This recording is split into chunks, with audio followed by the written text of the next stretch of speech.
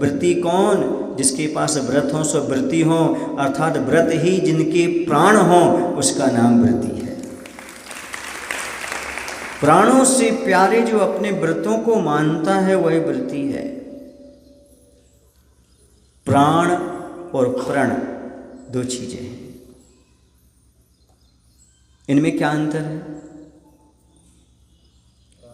प्राण और प्रण में कितना अंतर है? एक मात्रा का अंतर है।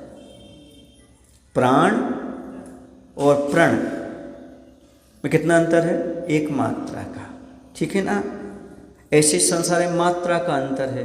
प्राण वाले तो सब जीव हैं, लेकिन प्रण वाले बहुत कम जीव हैं। नहीं आए समझ में?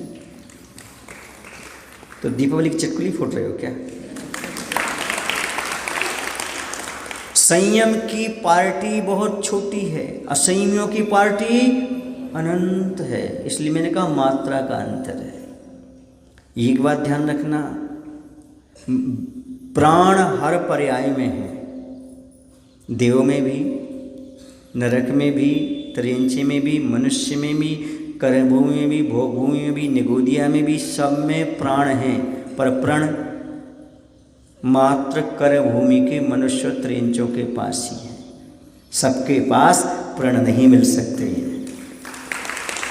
समझना, आप मात्रा लेकर चलना, आप मात्र एक मात्रा को लेकर के चिंतन करना आप, तो आपको मालूम पड़ेगा कि क्या है।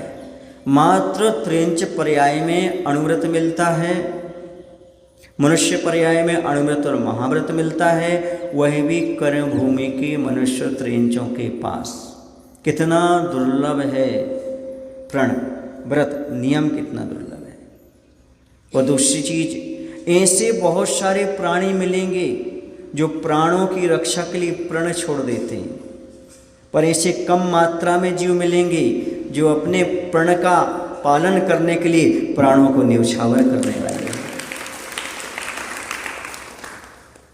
अगली बात, प्राण छूटते ही अंतर्मुहूर्तवाद दूसरी पर्याय पहुंचते ही पुनः प्राण मिल जाते हैं।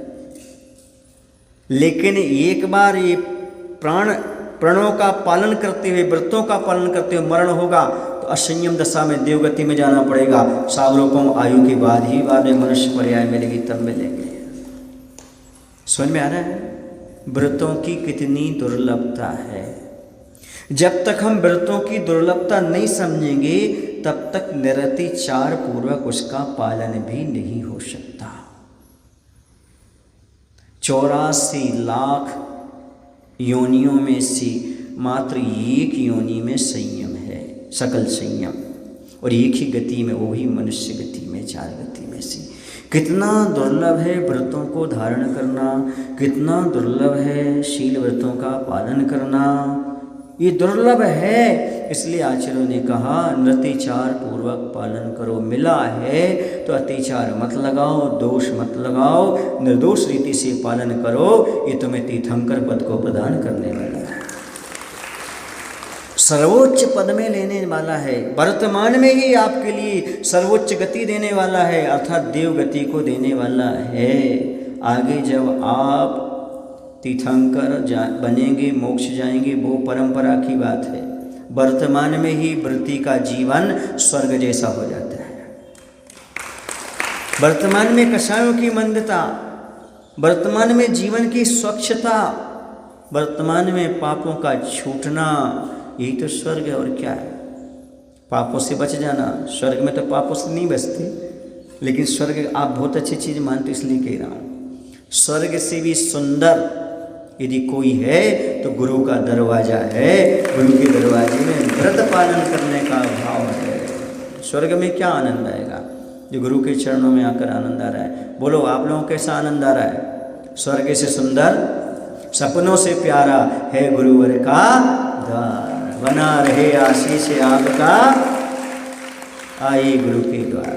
बोलते ना आप लोग, मैं भी सुनता रहता हूँ आप लोगों की बातें। तो व्रत कितने दुर्लभ है, सोचिए, विचार करिएगा। अब हमें क्या करना? हमें ये सोचना है कि प्राण तो बार बार मिल जाते हैं, लेकिन प्राण मनुष्य पर्याय में ही मिलते हैं। अब प्राण छूटने से पहले महाव्रत नहीं तो अणुव्रत रूपी प्रण अवश्य लेना है। प्राणों की सार्थकता तभी है जब हम प्रण का निर्वाह कर सके, पालन कर सके, उसको जीवन में अंगीकार कर सके, निर्दोष बना सके। वरना प्राणों की क्या सार्थकता है? क्या पापों में लगे रहना ही प्राणों की सार्थकता है? क्या विषय कषायों में पड़े रहना ही प्राणों की सार्थकता है? नहीं। विषय भोगों से ऊपर उठकर, पाप से कषायों से ऊपर उठ करके व्रत और लिए हुए प्रण को निभाने में ही जीवन की सार्थकता है। आपके जीवन में कोई ना कोई व्रत अवश्य होना चाहिए, कोई ना कोई नियम अवश्य होना चाहिए।